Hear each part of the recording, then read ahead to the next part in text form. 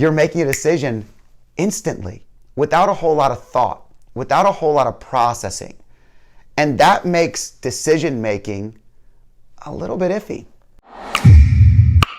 Living in an Amazon world. Amazon is the greatest thing that's ever happened to me.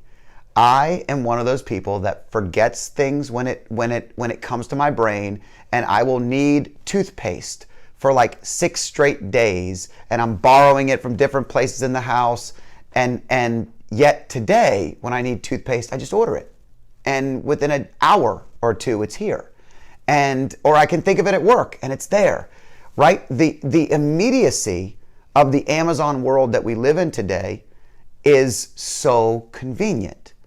You know, and now it's not Amazon, it's not only Amazon, it's Target, it's every store, it's ordering groceries, it's anything can be delivered. And God forbid it takes too long. Our cleat order at soccer.com has taken 2 to 3 additional weeks, and you'd have thought it was the end of the world in our house. You know, it was a delivery date was given, and because of warehouse issues, it's delayed. And we're all just frantic. Like, how could this happen? Here's the key. It really makes a cloudy line between needs and wants. It's really, when it comes to financial stability, personal freedoms, flexibility of your financial freedom, you know, just decision making in general, it's hard. And it's even harder every day it becomes more convenient. You know, I won't go super deep into the differences between needs and wants, but the way I kind of think of this is, you know, Freud defined the id, the superego, and the ego, and the id was your impulse. It was, you know, I'm hungry, therefore I eat, and it doesn't matter what anything else around me is thinking, doing, or whatever. There's no principle, there's no morals, there's no anything. I grab food and I eat. I feel like the id is making all the decisions for us when it comes to ordering stuff. You're literally opening a bottle of wine and your wine bottle opener breaks and you're like, oh, I got to order a new one. And you do it within a second. You don't even think about it. I don't even know if that's your first bottle of wine. But the reality is this. You're making a decision instantly, without a whole lot of thought, without a whole lot of processing. And that makes decision making a little bit iffy. It probably makes your decision making a little bit shallower than it would have been. Had you had to go to Target, walk through the aisles, maybe you stopped at a Starbucks first, but you walk through the aisles and you pick stuff up.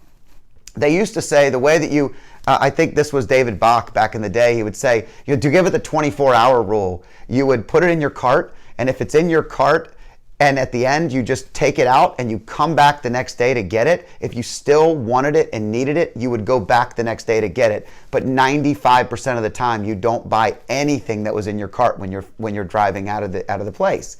And that's because we used to have kind of built-in processors for us. We had to physically go somewhere.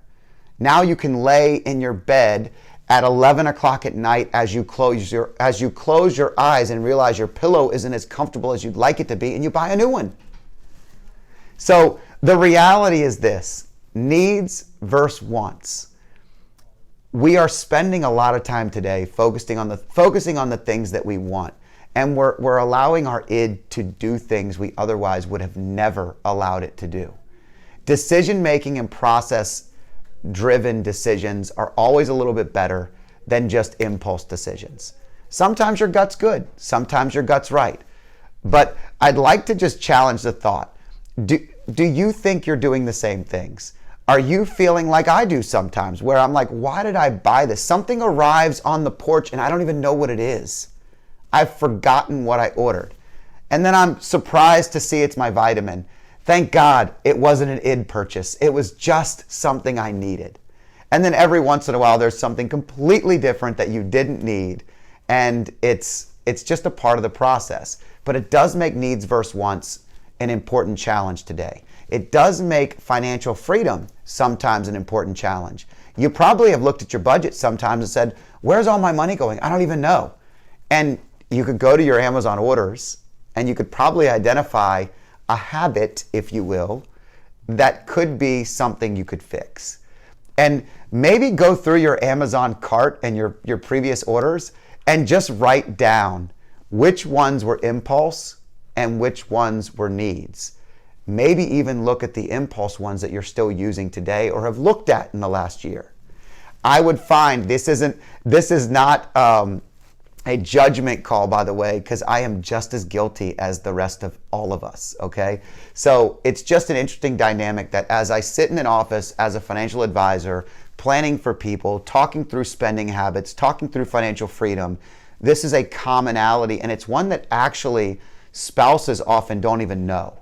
The spouse doesn't know what you're buying on Amazon, and you don't know what the spouse is buying on Amazon all the time, and that can attribute a lot of money flowing out of your pocketbooks and your wallets that you don't even know is going out. And by the way, convenience isn't going anywhere. Technology is only getting better. 2 states I just read approved that your license and all your TSA stuff that you need to fly is going to be right on your iPhone. Your credit card, right on your iPhone. It's now immediate everywhere, and it's only getting better.